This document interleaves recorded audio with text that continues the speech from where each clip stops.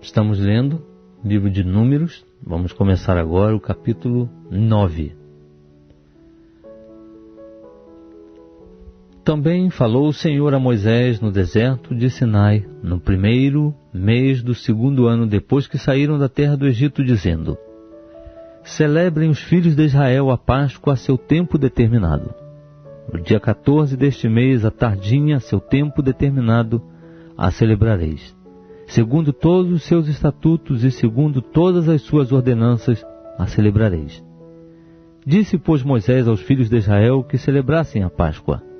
Então celebraram a Páscoa no dia 14 do primeiro mês, à tardinha, no deserto de Sinai, conforme tudo que o Senhor ordenara a Moisés, assim fizeram os filhos de Israel.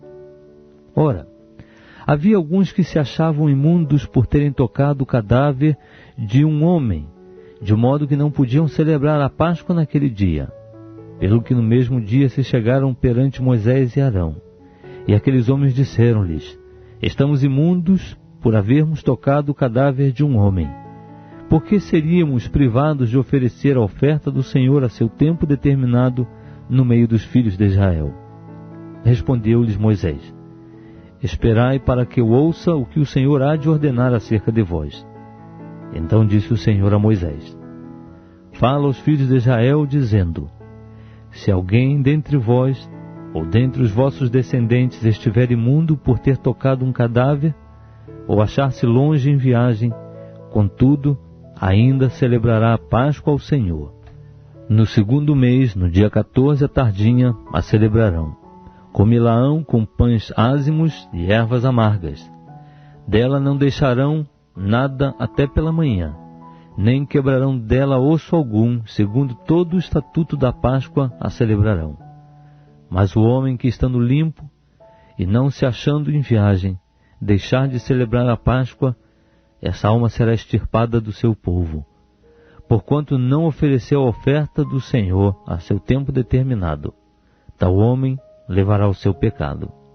Também, se um estrangeiro peregrinar entre vós e celebrar a Páscoa ao Senhor, segundo o estatuto da Páscoa e segundo a sua ordenança, a celebrará. Haverá um só estatuto, quer para o estrangeiro, quer para o natural da terra.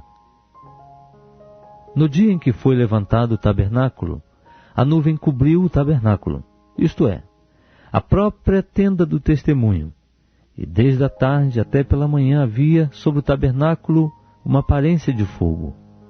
Assim acontecia de contínuo, a nuvem cobria e de noite havia aparência de fogo.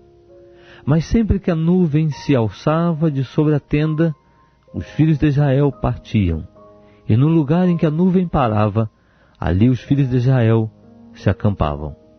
À ordem do Senhor os filhos de Israel partiam, e à ordem do Senhor se acampavam. Por todos os dias em que a nuvem parava sobre o tabernáculo, eles ficavam acampados. E quando a nuvem se detinha sobre o tabernáculo muitos dias, os filhos de Israel cumpriam o mandado do Senhor e não partiam. Às vezes a nuvem ficava poucos dias sobre o tabernáculo. Então, à ordem do Senhor, permaneciam acampados. E à ordem do Senhor, partiam. Outras vezes ficava a nuvem desde a tarde até pela manhã. E quando pela manhã a nuvem se alçava, eles partiam. Ou de dia, ou de noite, alçando-se a nuvem, partiam.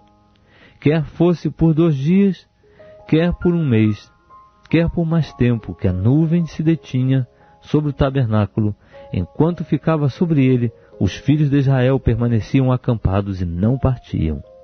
Mas alçando-se elas, eles partiam. À ordem do Senhor se acampavam, e à ordem do Senhor partiam. Cumpriam o mandado do Senhor que ele lhes dera por intermédio de Moisés.